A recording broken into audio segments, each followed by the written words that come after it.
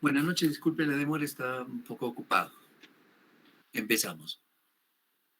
La clase de hoy va a tocar un tema bien apasionante y que ha sido motivo de controversia durante los últimos años. ¿En qué sentido? En definir de qué se trata la enfermedad, ¿no? Y como ya habíamos hablado en artritis reumatoide, pues hay subtipos, ¿no? Hay subtipos de artritis, hay subtipos de lupus, hay subtipos de Sjögren, hay subtipos de artrosis, etcétera. Y lo mismo que las espondiloartritis, que antes se llamaban seronegativas. ¿Por qué? Porque los anticuerpos comunes, como el factor reumatoide, eran negativos, pero que tenían otro tipo de evolución clínica, ¿no? Entonces, esta enfermedad pues, se ha ido estudiando durante pues, varias décadas atrás y se ha llegado a un momento en el que pues, se entiende mejor desde el punto de vista de la fisiopatología, ¿no? Eh, a la fecha se conocen como espondiloartritis axiales, ¿no es cierto? Y hay dos tipos de espondiloartritis axiales. La espondilitis anquilosante, la que se hace diagnóstico con radiografía, y la espondilitis axial no radiográfica, la que se hace diagnóstico con resonancia magnética. Bien, básicamente esa es la diferencia sustancial. ¿Y qué más comprende estas dos enfermedades, no? Pues que predominantemente la espondilitis anquilosante es mayor en varones y la no radiográfica en mujeres.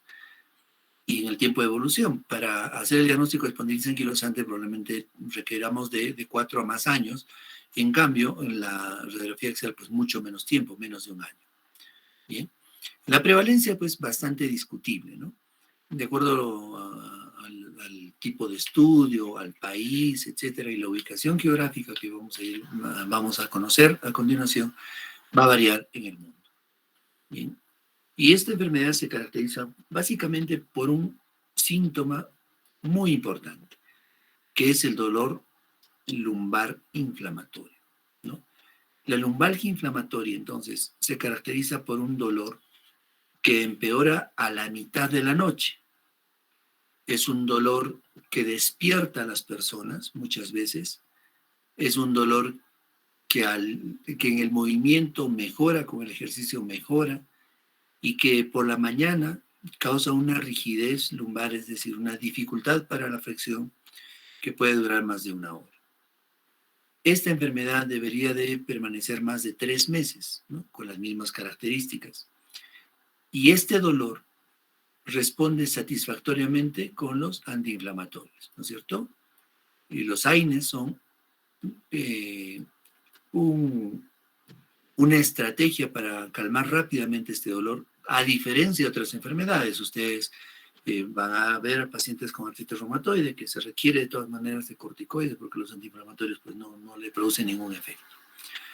¿Bien? En su evolución clínica, entonces, en su evolución en el tiempo, producen este problema tan importante que es la sacroiliitis, ¿no? Porque estamos hablando del ilíaco, no del ilio, ¿no? La sacroiliitis, entonces, es una inflamación de la porción distal, ¿no? De la articulación sacroiliaca y que con el tiempo va a llevar a la osificación, ¿no es cierto? Y ese fenómeno se aprecia gracias a la radiografía.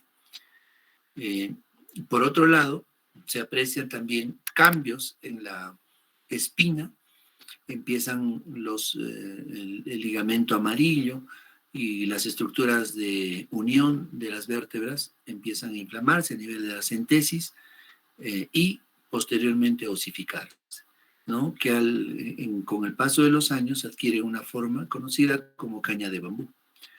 Y dependiendo de la ubicación geográfica, pues la alta prevalencia de HLA-27 o baja como en nuestro medio. Muy bien.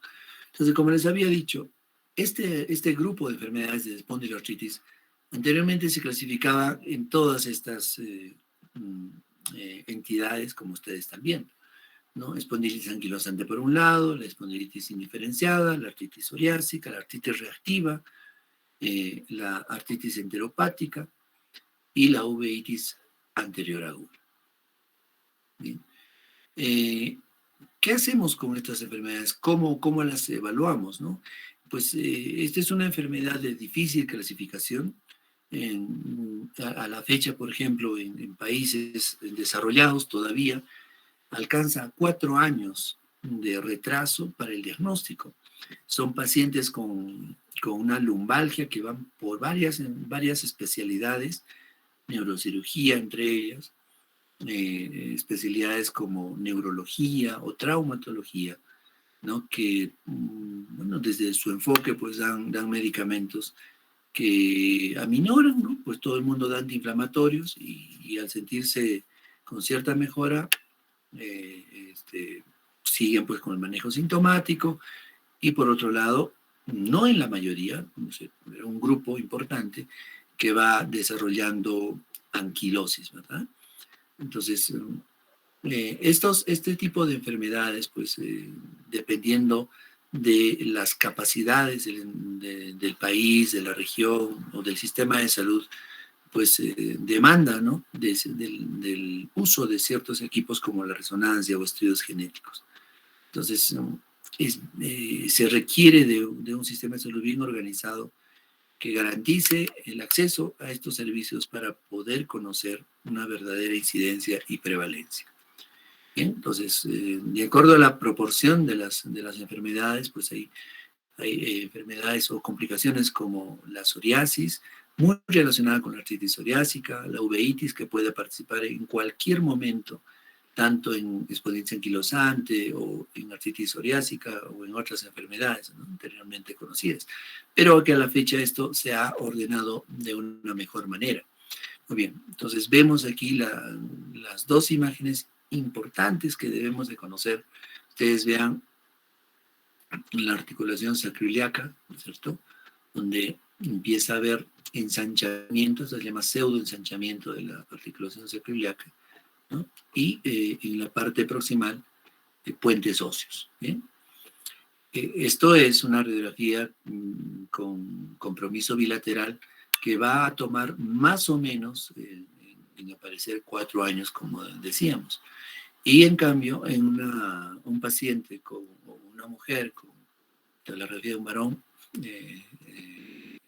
una persona que viene con lumbalgia inflamatoria, ¿no?, con las características que describamos, que el dolor despierta a la mitad de la noche, mejora con el ejercicio, ¿no es cierto?, y que calma con antiinflamatorios, ¿no? Podemos ver unas sacroiliacas normales, ¿no? Entonces, no deja de ser la enfermedad. Entonces, esta es la imagen de una enfermedad evolucionada o avanzada, y esta es la imagen de una enfermedad temprana. ¿Bien? La espondilitis anquilosante también se denomina espondilitis axial radiográfica. ¿Bien? Entonces, para saber de dónde deriva la nomenclatura.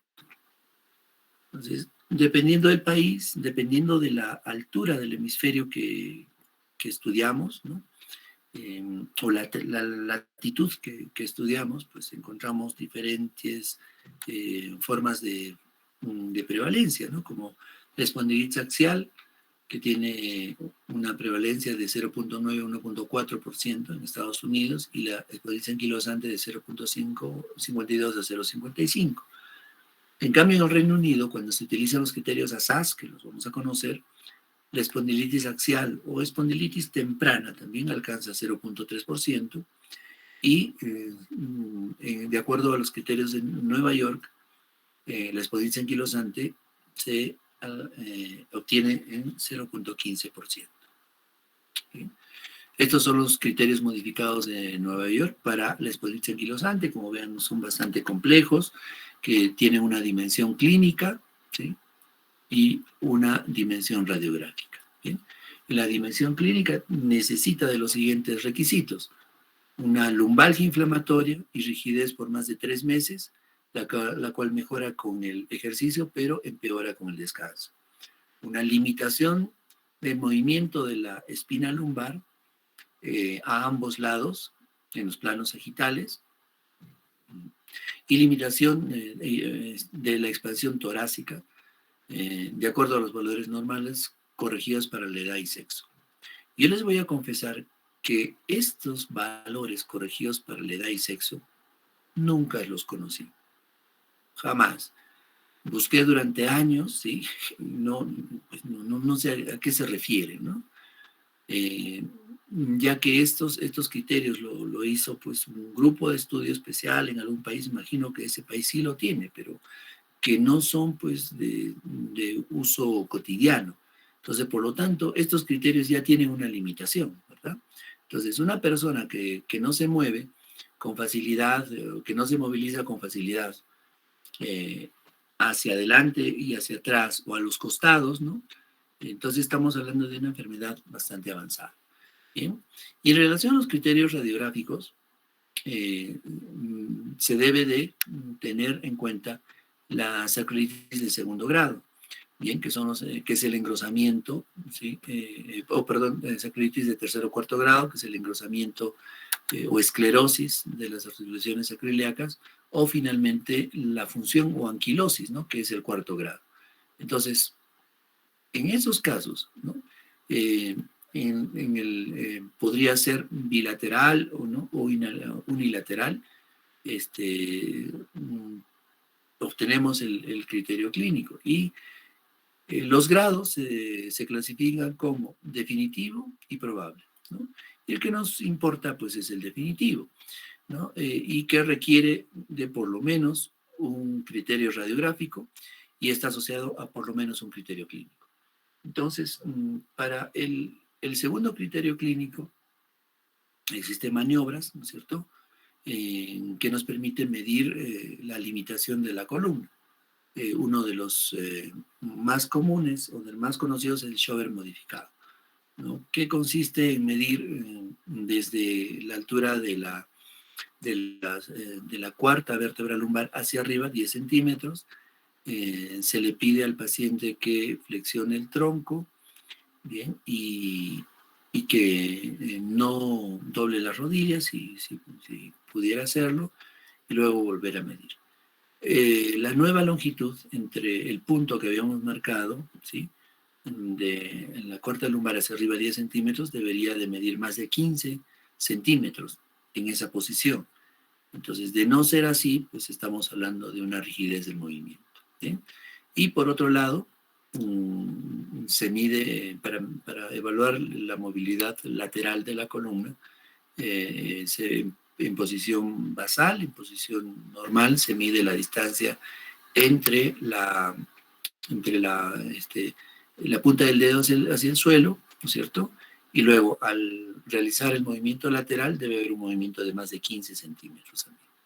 Entonces, si es que es menos de 15 centímetros, se sospecha que hay limitación del movimiento lumbar en sentido sagital. ¿Bien? Entonces, es bien complejo porque los reumatólogos lo usamos poco. Bien, entonces en el Perú existen dos estudios COPCOR, uno de los más importantes, la doctora Gamboa, realizado en el 2009, hay una frecuencia pues bastante baja, ¿no? En relación a lo que ustedes han visto en Estados Unidos. Espondilitis anquilosante, artritis psoriásica, artritis reactiva o espondilitis indiferenciada. Bien, y en el caso del estudio que se hizo en Juliaca, pues no encontramos ningún caso. La frecuencia de HLA-27 en el Perú. ¿Por qué es importante? Me estoy saltando antes de hablar de HLA-27. Es importante debido a que en nuestro país, al ser una región en la que no se cuenta con la accesibilidad para realizar estos estudios genéticos, pues sí, hay investigadores como el doctor Angulo, ¿no? Que en base al estudio de Titor, pues decidió hacer este estudio para evaluar la prevalencia de HLA-27 en pacientes con artritis reactiva, ¿no? En el Hospital Naval. Él encontró, es una tesis del año 80, una tesis muy importante para nosotros, ¿no? Para los reumatólogos. Y encontró, ¿no? Esta frecuencia importante de 10 en 13 pacientes. Ahora, ¿por qué es importante esto? Porque en el hospital donde el doctor laboraba, es un hospital que atiende reclutas y que estos vienen de todas partes del país, ¿no? Entonces, es un estudio pues, que hay que tomarlo bastante en cuenta. Luego, la doctora Alarcón hizo un estudio más amplio. Graciela Alarcón es una reumatóloga peruana que labora en Estados Unidos y ella le da bastante empuje a lupus, bien, y también colabora mucho en la investigación nacional, sobre todo con el grupo de la Almenara, ¿no? Ella es docente también emérita del Hospital Cayetano Heredia. Encontró esta relación, ¿no? Muy disímil a lo que el doctor Angulo halló. Entonces, con este estudio, pues empezó ya prácticamente, y con el estudio de Tito, que se hizo en aborígenes, pues se entendió mejor que el HLV-27 era una situación bastante inusual en el Perú. El doctor Alfaro, actual presidente de la Sociedad Peruana de Reumatología, hizo un estudio y en el que encontró esta prevalencia, ¿no? Del 28%, digamos 30% de pacientes con espondilitis anquilosante versus 7% de controles tenía el HLA-27 positivo.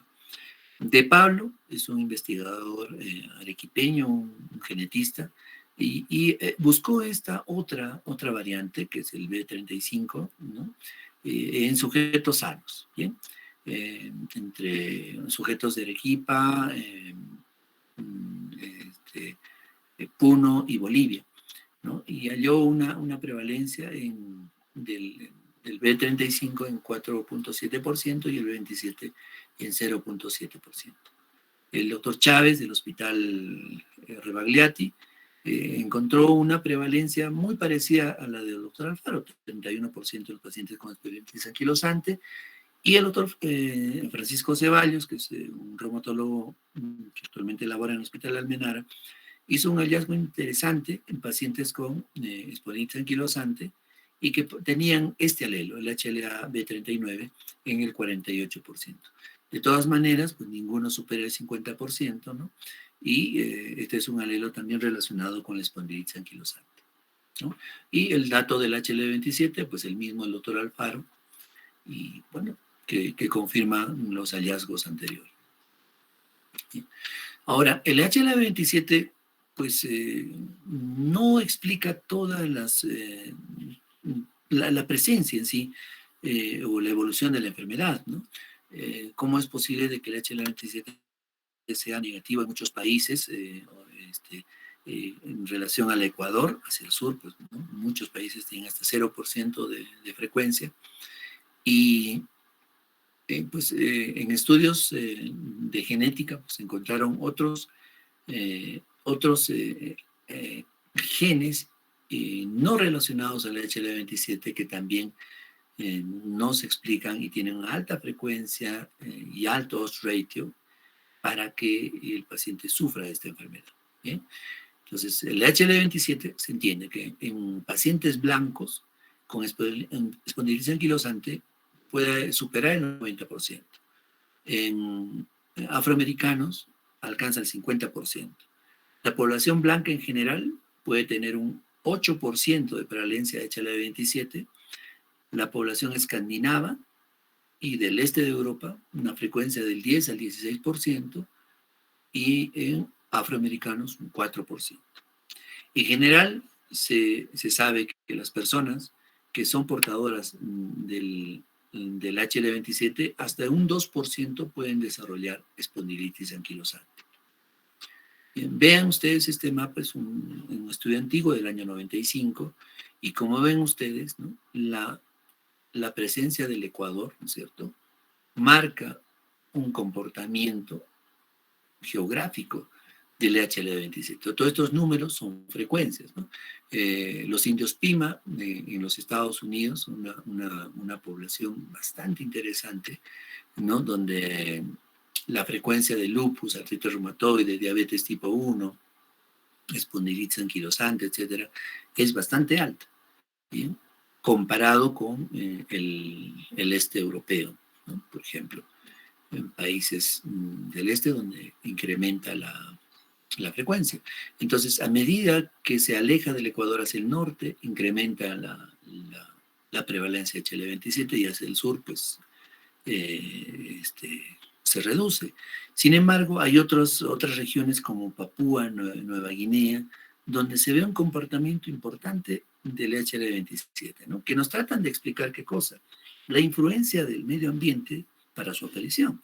Entonces, se conoce este estudio, por ejemplo, que estoy presentando del doctor Kang, es una carta, ¿no?, al editor, de la revista Annals of Rheumatic Disease, que hace referencia al hecho de que países, por ejemplo, como alta prevalencia de VIH, de hepatitis, de malaria, etcétera, tiene un comportamiento interesante, ¿no? Que se entiende que el HL27 es como un protector de estas infecciones. ¿Bien? Y por ejemplo, en Papúa Nueva Guinea, los autores dicen que en las regiones bajas, pues la presencia de malaria, una malaria fatal incluso, es alta, y a medida que se va subiendo hasta 4.000 pies de altura, la malaria empieza a descender, ¿no? Y aparece el HLA-27. ¿No? Entonces, estamos hablando de una población del mismo origen, genético, ¿no? Y este comportamiento que los autores pues tratan de explicar, ¿no? ¿Por qué razón sucede? Y este es el mapa de malaria de la Organización Mundial de Salud, también gráfico del mismo trabajo, ¿no? Como ven ustedes, ¿no? La prevalencia, a medida que va disminuyendo el HL27 en frecuencia, incrementa la frecuencia de malaria. Muy bien. Estudios de genoma ampliado, ¿no? Revelaron desde el 2007 estos dos genes importantes, el IRAP1 y el ILR23 receptor, ¿no? El gen que va a codificar el receptor de la interleuquina 23, cuyo papel es mantener vivo al linfocito T helper 14, CD4 positivo, ¿no es cierto?, que al final va a producir la presencia, ¿no?, de linfocitos activados y que secretan la interleuquina 23, que es importante para el desarrollo de la espondilitis anquilosante.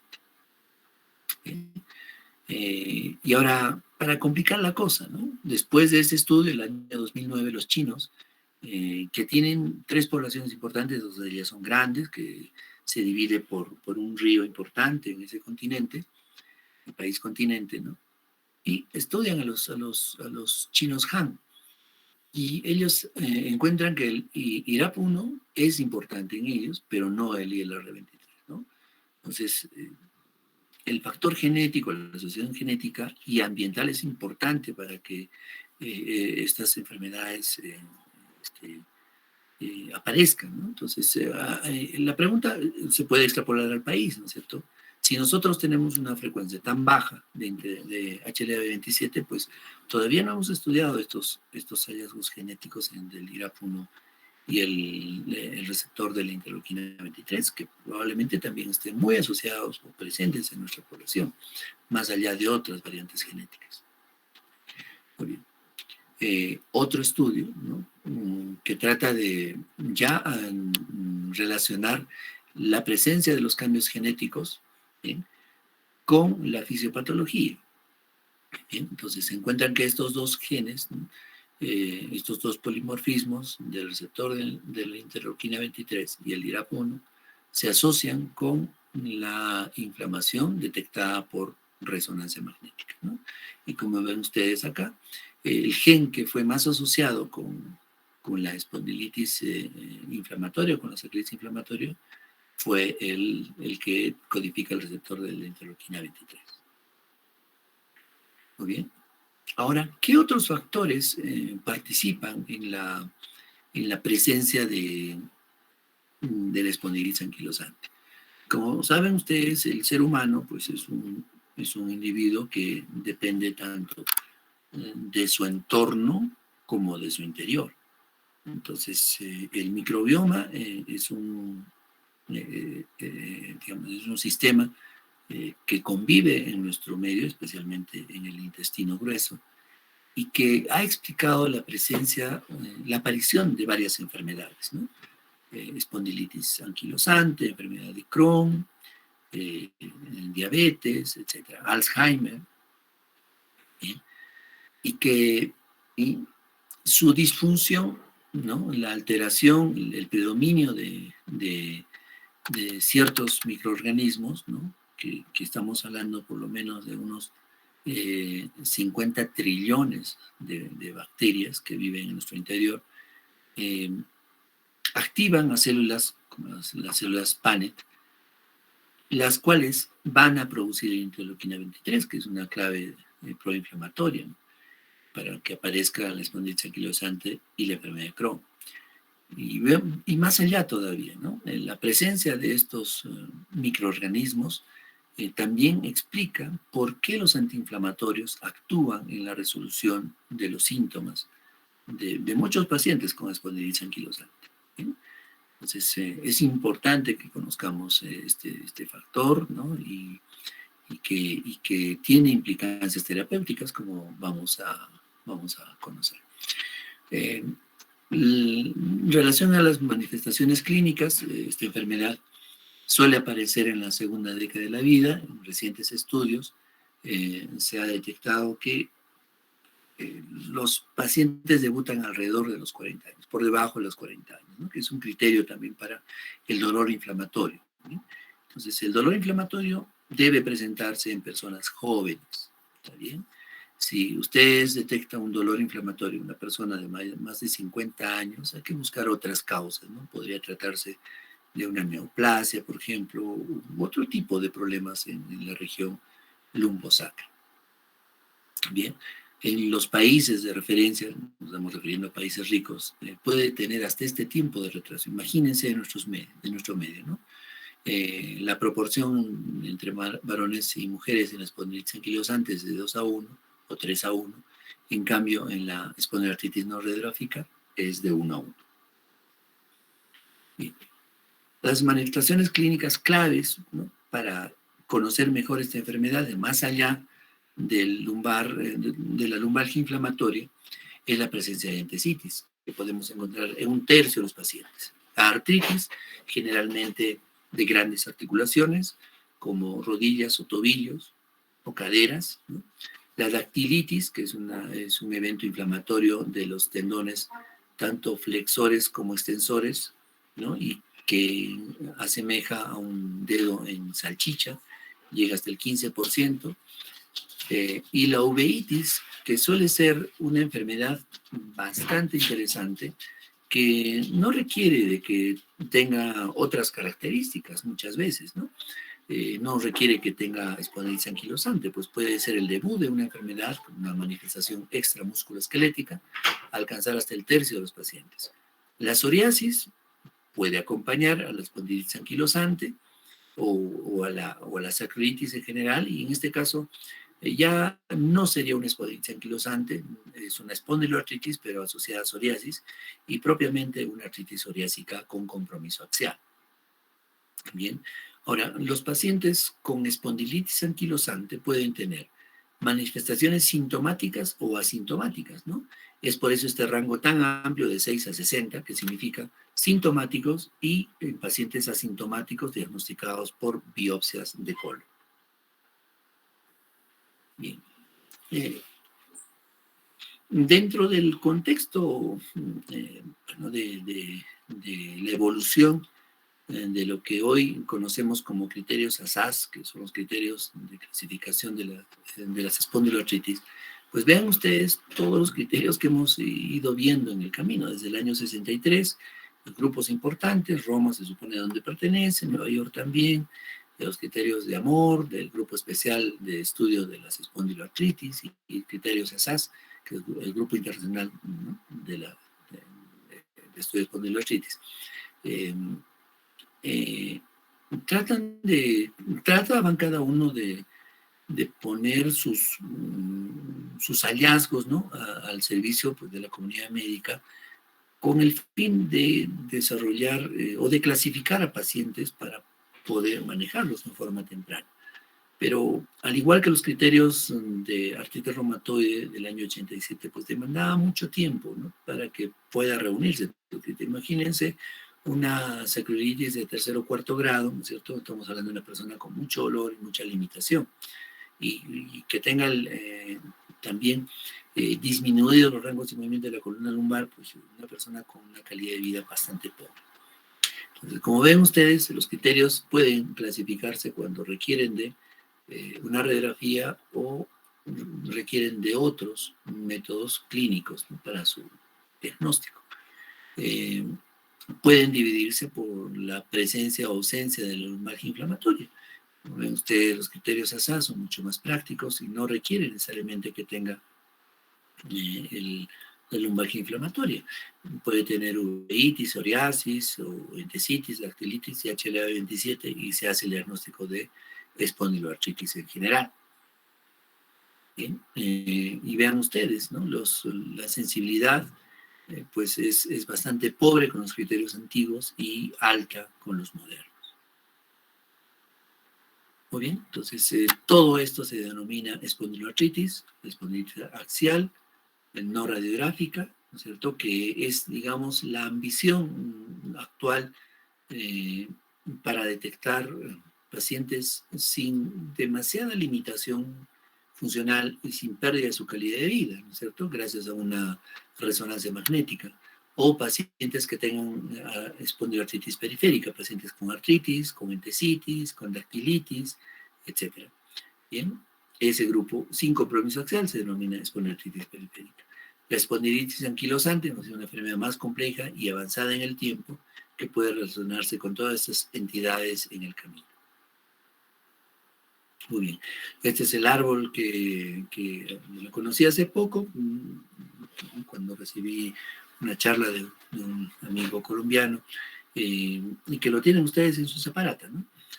Trata de explicar más o menos la aparición de la enfermedad desde el contexto genético, ¿cierto? La presencia de HLA-27, los polimorfismos creados en el año 2007 y muchos otros más, la disfunción del microbioma, ¿no?, que también se denomina disbiosis, que puede verse al uso de antibióticos, enfermedades infecciosas, enfermedades infectocontagiosas, o la interrelación con estos genes. ¿Bien? Cambios en la barrera cutánea, ¿no?, que produce la psoriasis, la exposición, por ejemplo, a estafilococos o estreptococos, ¿no?, en forma crónica, la alteración de la presentación de antígenos, disturbios en la barrera del intestino, ¿no?, que es producido cuando éste se inflama, y el estrés biomecánico, ¿no?, pacientes que sufren movimientos de presión, de movimientos en los que existe vibraciones en sus articulaciones, ¿no?, también están implicados para que aparezcan molestias inflamatorias, como la lumbalgia inflamatoria, ¿no? Crónica, pues el tiempo se define, como ustedes recuerdan, cuando dura más de 3 meses, ¿no?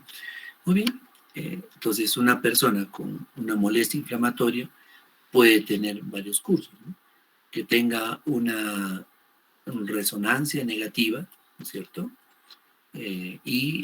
pero que tiene un PCR elevado, ¿sí?, tiene HL27 positivo y otras características, ¿no?, que habíamos hablado, como uveitis, dactilitis, entesitis, ¿no? No nos vamos a olvidar de estos criterios, que no lo tiene la artritis reumatoide. La artritis reumatoide no tiene dactilitis, sí puede tener entesitis, pero no con la riqueza de las espondiloartritis. Bien. En pacientes que sí tienen cambios radiográficos, cambios en la resonancia, ¿no?, que se denominan espondiloartritis no radiográfica, y que pueden desarrollar unas lesiones típicas, como el edema de la médula ósea u osteitis, que son, digamos, la firma de la enfermedad y los criterios, los requisitos para definir como una sacroileitis. Cambios estructurales, depósito de grasa o erosiones, entre otros, ya cuando la enfermedad abarca bastante tiempo, son cambios crónicos. Y por el otro lado, la espondilitis anquilosante per se, que corresponde a los cambios radiográficos, ¿no?, alteraciones de las articulaciones acroiliacas, deformación de la morfología de la columna espinal, en casos severos, que se denomina espina de bambú. Bien, entonces, y como ven ustedes, también hay un grupo bien interesante que se denomina no progresivo, ¿no es cierto? Aquellos pacientes que se tratan solamente con antiinflamatorios no requieren de biológicos, ¿no? Hay otro grupo que remite espontáneamente, ¿no? Que de los cambios por resonancia, pues no se alcanzan más lesiones en el tiempo, ¿cierto? Y otro grupo que se denomina no progresivo, pues que tenga molestias, pero que no desarrollan alteraciones estructurales. ¿Sí? Entonces, como ven, el camino es bastante sinuoso, como en este árbol, ¿no? Y bueno, y eso exige que al estar frente al paciente tengamos pues en mente estas características, ¿no? Palabras clave: resonancia, radiografía, endesitis, dactilitis, uveitis, artritis, dolor lumbar nocturno, ¿cierto? Y otra palabra clave final: joven, ¿no? Joven, menos de 40 años. Bien. En el laboratorio, a diferencia de otras enfermedades, el PCR es un gran marcador, ¿no? El marcador sine qua non. Incluso el PCR puede reemplazar muchas veces a la resonancia. Bien, entonces tiene una gran utilidad, pues, ¿no? Tiene un valor incluso que concuerda con el BASDAI, que es un score de actividad de la espondilitis anquilosante, concuerda con el ASAS, perdón, el ASDAS. El ASDAS es un score de actividad propuesta por el grupo de ASAS, también concuerda también con el pronóstico, ¿no? El 40% de los pacientes con espondiloartritis no radiográfica con PCR elevado tienen bastante chance de desarrollar cambios radiográficos. Entonces, esta prueba es fundamental, ¿no? Y especialmente si la hacemos por el método ultrasensible. ¿Está bien? Que ultrasensible significa que sus valores serán medidos en miligramos por litro. Muy bien. En relación a la resonancia, entonces tenemos dos tipos de cambios, ¿no? Los activos y los estructurales. ¿Bien? Los activos se refieren al edema de médula ósea y osteitis. Fundamentalmente esto, ¿no? Este es el criterio más importante. Puede haber sinovitis o no, entesitis, capsulitis y efusión intraarticular. En relación a la efusión intraarticular, el año pasado en el Congreso Americano de Reumatología presentaron un trabajo bien interesante. Y gente deportista hicieron un estudio de esfuerzo físico, ¿no? Y encontraron que había efusión intraarticular, ¿no? Tanto en sacroiliacas e incluso en rodillas. Entonces, como que esto pues está más o menos en discusión, ¿cierto? Ahora, si encontramos efusión intraarticular en caderas, ¿no? Y con otras manifestaciones de inflamación como sinovitis, y nos habla de cronicidad, entonces la cosa pues está más fácil, ¿no? Pero este hallazgo es importante, ¿no? El edema de médula ósea. Y por otro lado, otro hallazgo son las alteraciones o depósitos, infiltración de grasa en el hueso, ¿sí? De los cambios estructurales. Si unimos estos dos criterios, ¿sí? Pues tenemos el hallazgo de una la descripción de una sacroilitis. Puede haber o no erosiones, esclerosis, depósitos de grasa en las zonas de erosiones, ¿no es cierto? O también hallazgos de puentes óseos, que para eso ya no se requiere de una resonancia, sino de una radiografía. Muy bien, estos son los criterios ASAS, ¿no es cierto? Y tenemos pues dos puntos de partida, ¿no es cierto? Un paciente que tiene una lumbalgia de más de 3 meses y que es menor de 45 años en promedio, ¿sí?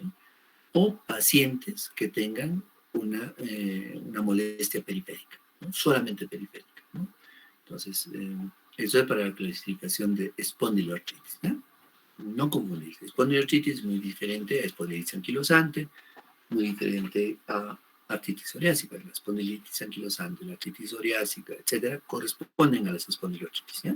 Y las espondiloartritis se diferencian entonces, desde acá parte, en axial y la forma periférica. ¿Está bien?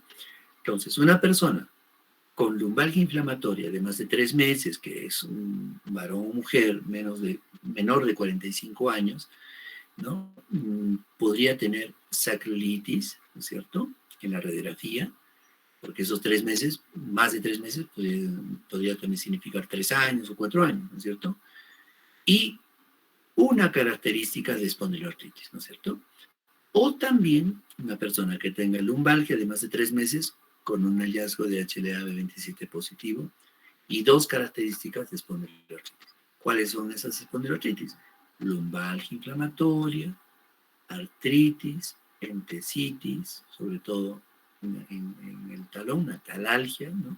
Y entesitis, la unión del tendón más grande que tenemos, que es el tendón de Aquiles, la uveitis anterior, dactilitis, psoriasis, o una enfermedad inflamatoria intestinal, buena respuesta antiinflamatorios. ¿A qué se refiere buena respuesta antiinflamatorios?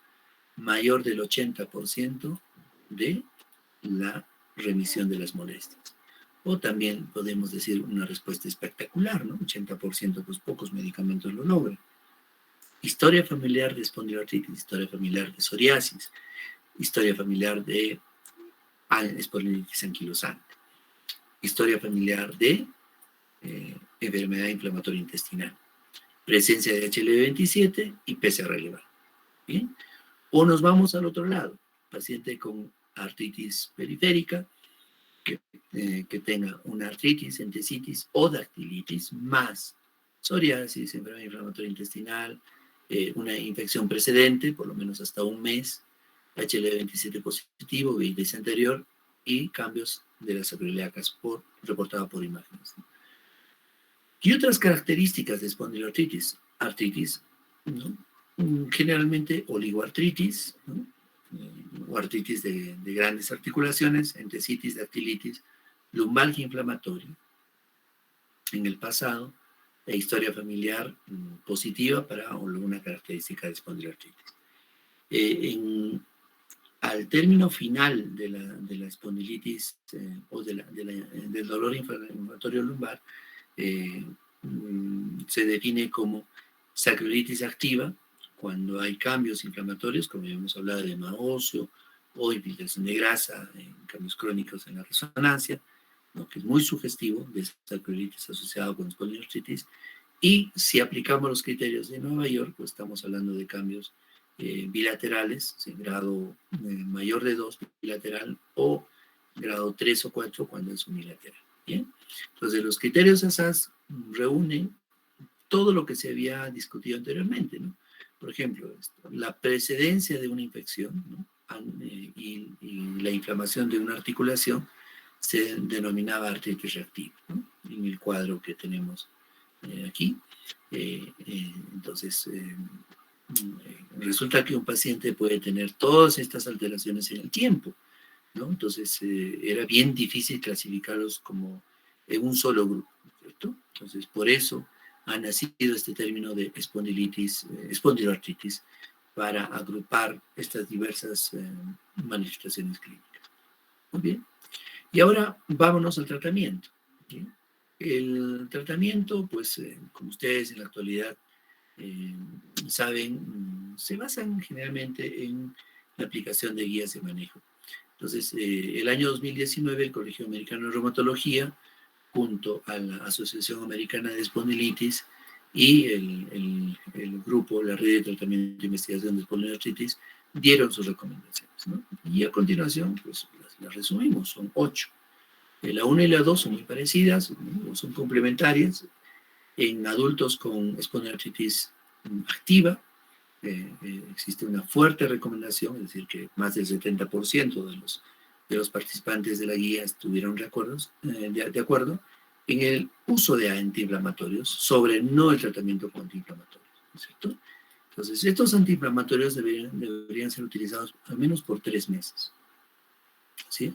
Y ver la respuesta, ¿sí? Si estos adultos, a pesar de los antiinflamatorios, no respondían, no mejoraba el dolor, entonces había una fuerte recomendación para el uso de anti-TNFs, inhibidores TNF. Luego, en adultos con espondilitis anquilosante activa, en quienes no se recomienda un anti-TNF, ¿sí?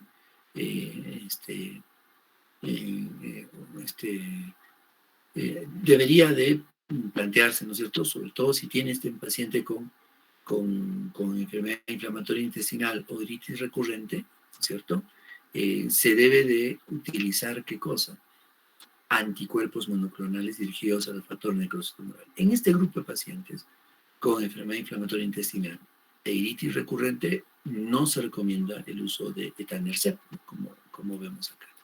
Entonces, si para el punto 2, para todo paciente con enfermedad inflamatoria, no existía una preferencia, ¿no es cierto?, para usar anti-TNF, que son 4, infliximab, golimumab, adalimumab y etanercept, se debe tener en cuenta estas características de enfermedad inflamatoria e iritis en la que no se recomienda el uso de etanercept. ¿Okay?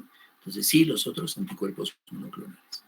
Y en adultos con espondilitis anquilosante activa, se recomienda fuertemente el no uso de ¿qué cosa? De glucocorticoides sistémicos, ¿no? Son contrarios, ¿no es cierto? Más del 70% recomienda no usar prednisona, no usar metilprednisolona. ¿Bien? ¿Por qué? Porque su fisiopatología pues, no va a ayudar, ¿no es cierto? A pesar de que también participa el factor necrosis tumoral, ¿no? y otras citoquinas conocidas, pues los glucocorticoides no le van a dar ningún apoyo al paciente. Bien. Es importante también recomendar a los pacientes en su manejo la terapia física, ¿cierto? Sobre no usarla. Entonces, la terapia física ayuda en la recuperación pronta de las limitaciones de los pacientes, ¿no?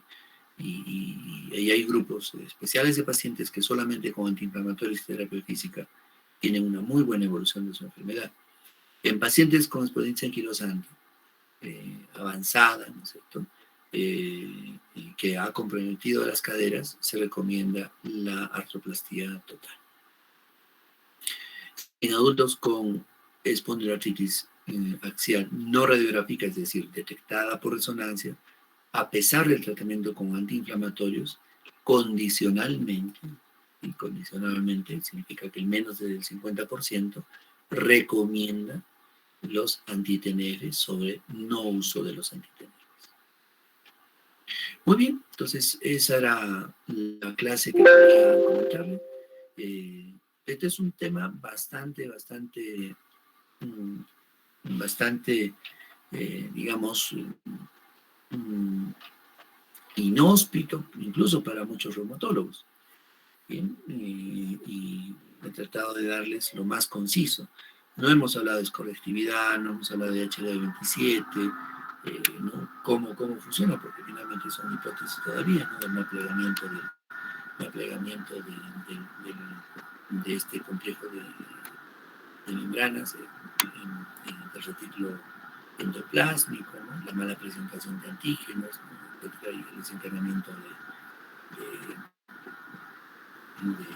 de fenómenos inflamatorios a través de la presentación de un antígeno, ¿no? Pero vuelvo a decirle, para nosotros creo que es un reto hacer estudios genómicos. Un día uno de ustedes será genetista, etcétera, o estará relacionado, pues yo le encargo, ¿no?, que tenga en cuenta esta tarea en nuestro país.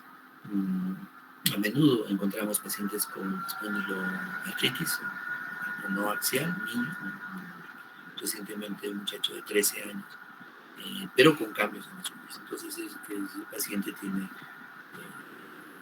artritis psoriásica axial, no espondilitis anquilosante y no espondiloartritis pura, no radiográfica. Entonces, la explicación de esto es de que el medio ambiente purino pues está cambiando en los últimos 30 años. Se ve alteraciones de la temperatura, de la humedad, cambio de la dieta, ¿no? Lo que comen ustedes ahora no se comía hace 20 años solamente, ¿no? Desde que apareció Rea Plaza, ha cambiado mucho la dieta de los niños, ¿verdad?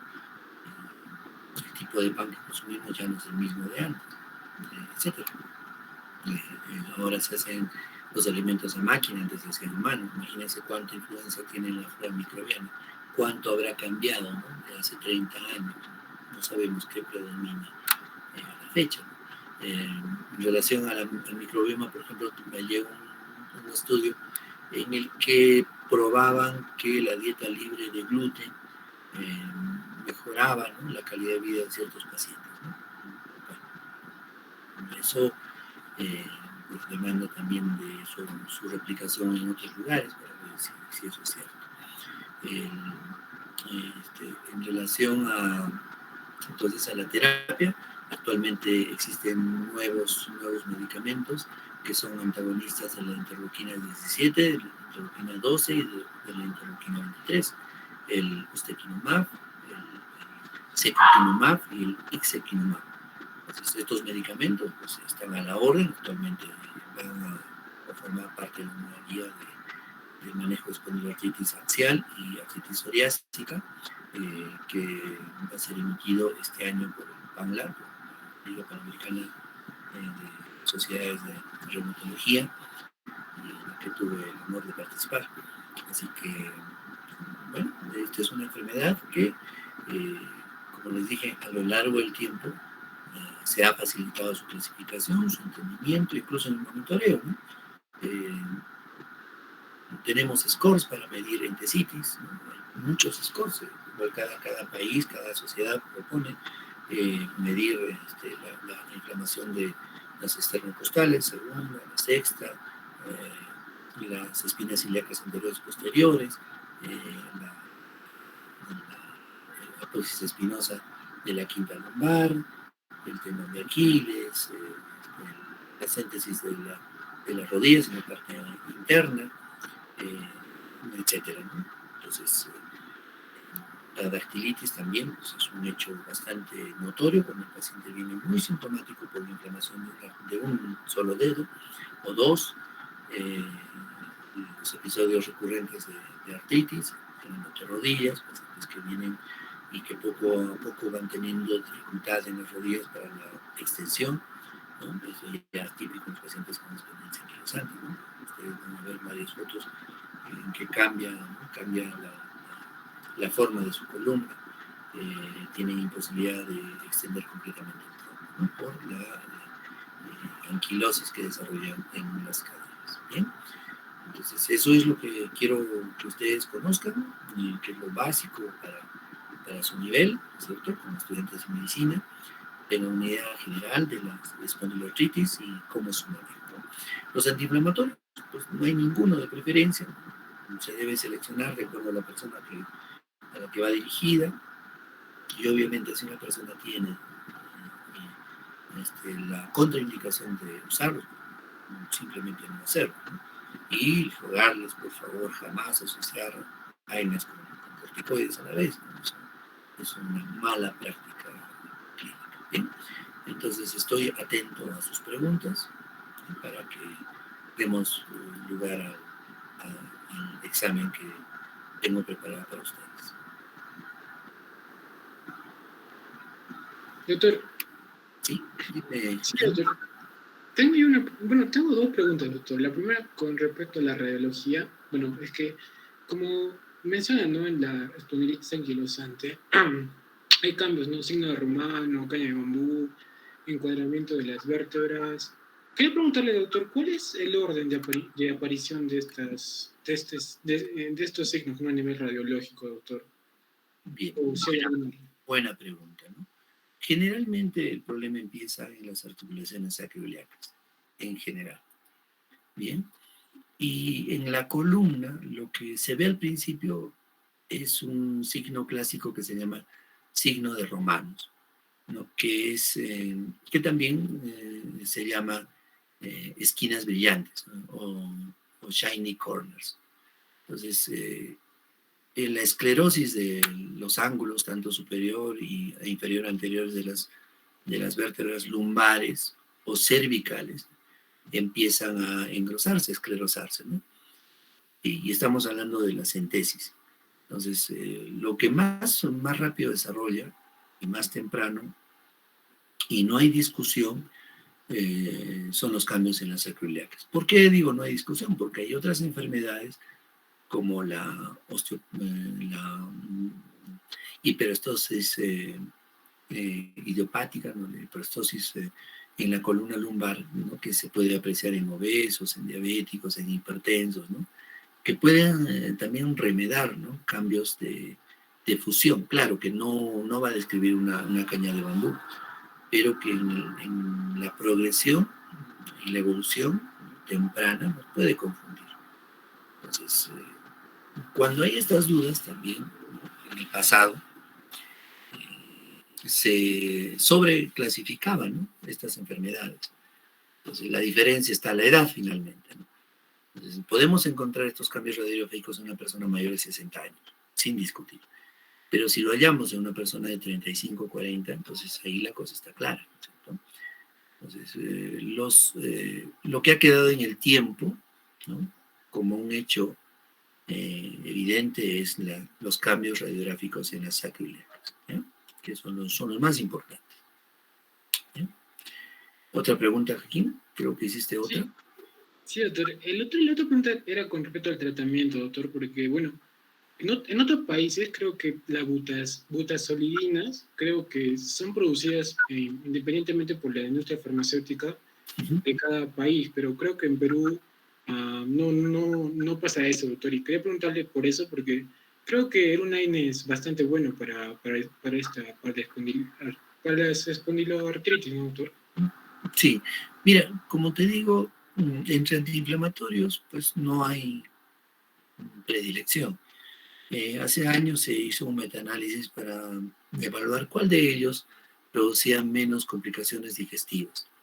Y el ibuprofeno, por ejemplo, tuvo menor frecuencia, pero también fue un metaanálisis con muchos problemas. ¿Por qué? Porque el ibuprofeno, el naproxeno, la indometacina, celecoxib, etoricoxib, eran medicamentos que se utilizaban en ensayos clínicos, ¿no es cierto?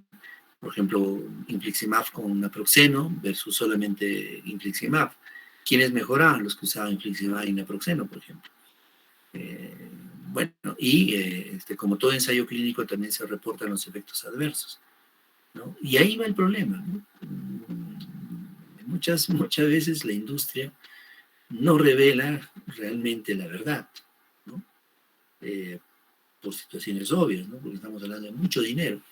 Entonces, no es raro que la industria oculte información. Ustedes van a de repente leer alguna vez la historia del Rofecoxib. El Rofecoxib es un COX-2, o fue un COX-2, que pues, produjo mucha controversia. Fue un COX-2 que fue lanzado para el manejo de artrosis, ¿bien?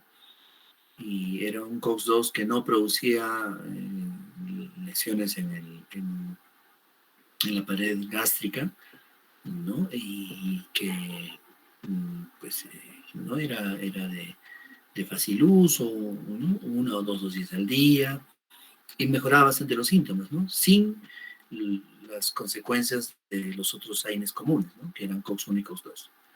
Entonces, ¿qué sucedió? En el tiempo empezaron a reportarse muertes por 2 causas.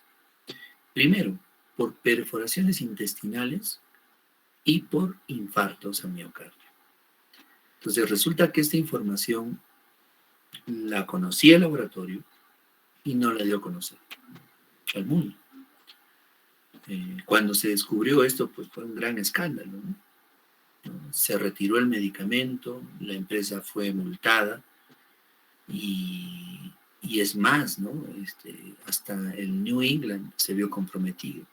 Se llama el Jueves Negro del New England, donde un editorial, cuando empezaron a salir los casos, ¿no? Trató de parar el hecho.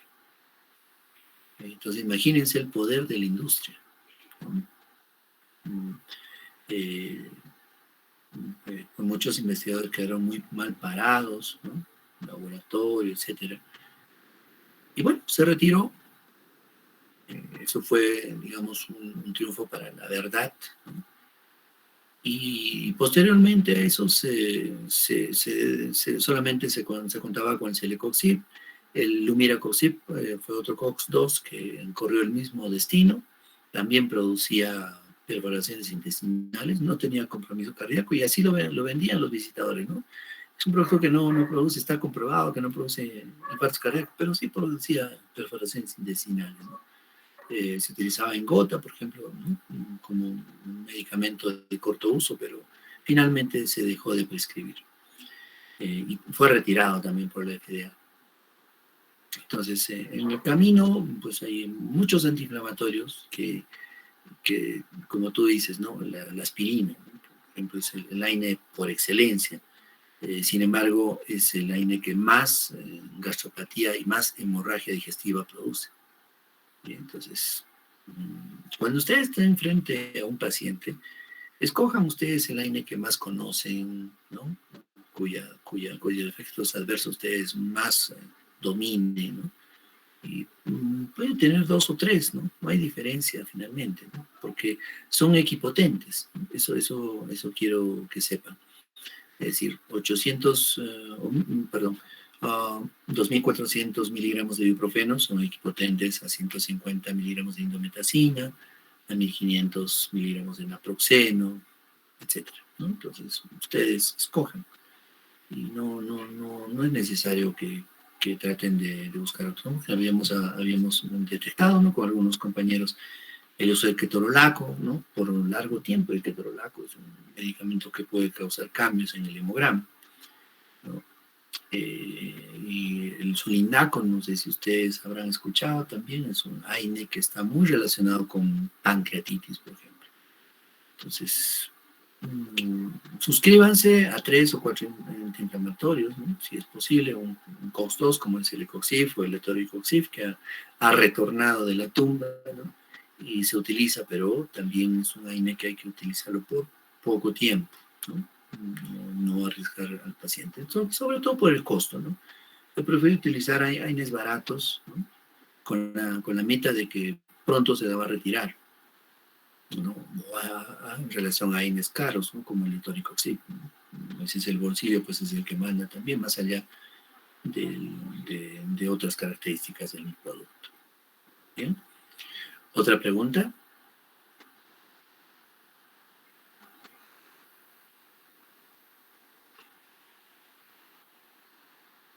¿Sí? ¿Todo está claro? ¿Se entendió?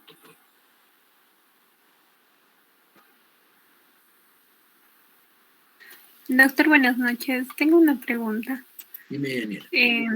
En los criterios para el diagnóstico, ¿qué tan recomendado es realizar una ecografía en la espondiloartritis anquilosante o no se debería realizar? ¿O en qué casos se recomienda realizarla? Bien, la ecografía es una técnica operador dependiente para empezar, ¿no? Igual que la resonancia, ¿no? Igual que la resonancia. Pero entre la ecografía y la resonancia, pues hay mayor reproducibilidad en las resonancias. Cuando se solicita una resonancia, se debe de ser preciso en lo que se quiere, o en lo que se debe buscar, o cómo buscar para empezar, y qué encontrar, ¿no es cierto? Entonces, ya existen parámetros para solicitar una resonancia. El problema de la ecografía es de que existe una diversidad de pacientes y existe una diversidad de evaluadores. Existe una diversidad de equipos también. Bueno, cada vez vienen equipos más modernos, con mayor sensibilidad, es decir, una alta frecuencia para evaluar tejidos periféricos. Pero la gran, digamos, la gran desventaja de la ecografía es de que requiere de por lo menos unas 200 horas de entrenamiento en pacientes de un centro, ¿no? especializado. Requiere de que tengamos, digamos, un uso cotidiano de esto en este grupo de pacientes, una vez ya entrenado, ¿no? Entonces, la verdad es bien difícil, ¿no? Las entesitis, como habíamos dicho, no todas las entesitis están relacionadas a espondiloartritis, pueden ser entesitis por artritis reumatoide o entesitis deportivas, ¿no?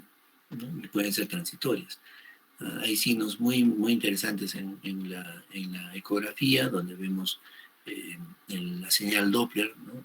Alrededor de los tendones extensores o flexores, donde vayamos a encontrar inflamación y erosiones también en otras zonas, como en la entesis de la quilla, pero en realidad no hay un consenso exacto, y desde hace varios años es la meta del OMERAC. El OMERAC es un grupo de trabajo europeo-americano que trata de estandarizar todo, ¿no? Tanto la radiografía, las resonancias, la evaluación del paciente, la sistemática, ¿no? Cómo se tiene que hacer una ecografía, ¿no? Desde dónde empezar y cómo seguir, de derecha a izquierda, arriba abajo, etc. Pero en ecografía las cosas pues están bien difíciles, ¿no? Puede ser como una herramienta de apoyo, como tú has visto, en ninguna parte de los criterios diagnósticos está la ecografía, precisamente por eso, por su heterogeneidad, pero puede ser en el cotidiano para diferenciar, ¿no? Yo tuve un caso, por ejemplo, de un paciente con dactilitis, pero en realidad era una sinovitis infecciosa, que imita una dactilitis, ¿sí? Entonces fue una sinovitis traumática e infecciosa finalmente, ¿no? Entonces imita una dactilitis inflamatoria, un paciente con lumbalgia por allá, etcétera, ¿no? Y se resolvió con antibióticos. Entonces, como digo, la ecografía solamente como parte, ¿no? Entre, digamos, un espondilitis anquilosante que dijiste, ¿no? Ecografía y radiografía, pues la radiografía tiene mucho más peso, ¿no? No hay vuelta que dar. Ahora, puede ser un paciente con una espondilitis apagada, ¿no? PCR normal, ¿no? Claro, dolores de la limitación, pero que duerme tranquilo. La ecografía no te va a ayudar absolutamente en nada. ¿Y cuánto demora hacer una ecografía en estos pacientes? Bastante tiempo. Entonces, por eso que se practica sobre todo en centros ¿no? de mucha especialización, donde se ven solamente estas patologías, ¿no? Y de uso cotidiano, la verdad, en el país es muy limitado. 3, 4 centros que yo conozca. Gracias. Muy bien, ¿otra pregunta?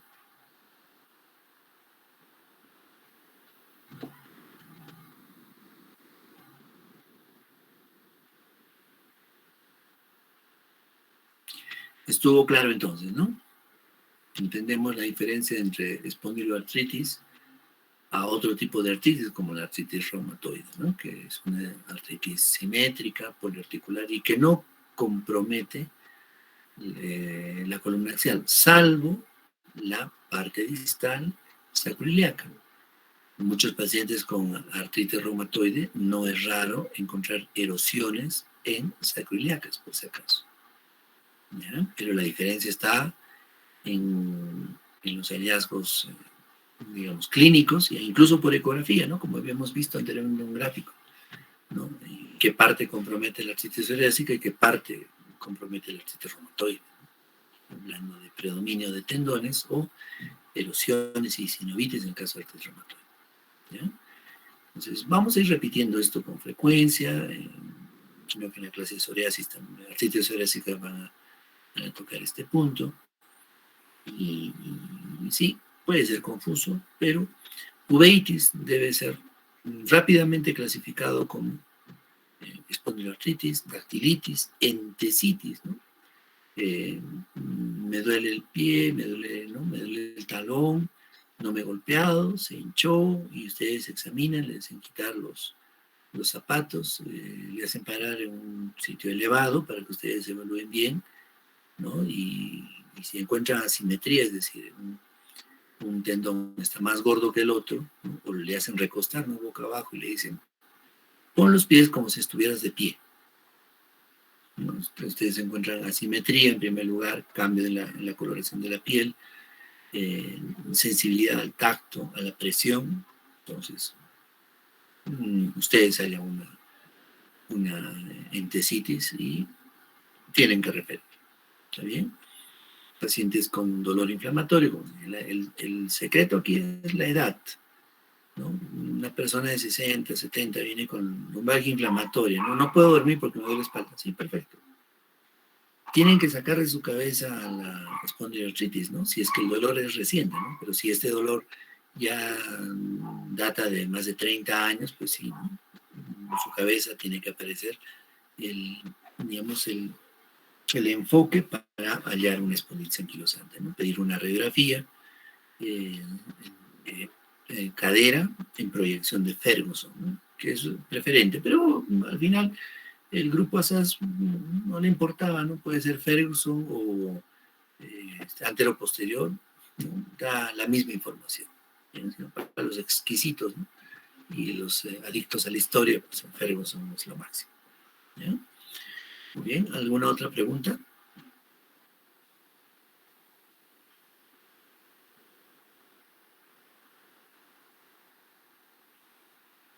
Listo, muchachos. Les voy a pedir unos 10 minutos, les voy a enviar el examen a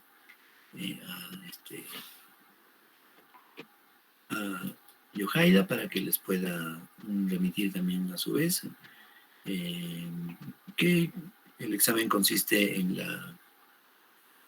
simplemente en la repetición de lo que hemos discutido ahora, ¿ya? Espero que hayan tenido bastante ojo en la lectura que les envío. ¿Listo? Entonces, por favor, bríndenme unos minutos. A las 9 en punto les envío la prueba. Más bien no voy a aceptar ningún minuto más de retraso, ¿ya? Porque el examen va a ser bastante sencillo, ¿ya? Para que redondeen los conocimientos esta noche. ¿Listo? Doctor, ¿Sí? ¿cuánto tiempo va a durar? ¿O cómo se lo tenemos que enviar el examen? Menos de 10 minutos. Y después, ¿cómo se lo enviamos? ¿A su WhatsApp personal? Sí, les voy a enviar simplemente un cuestionario por el Google Form en este momento, ¿ya? Ah, ya. Listo. Minutos, por favor. Gracias.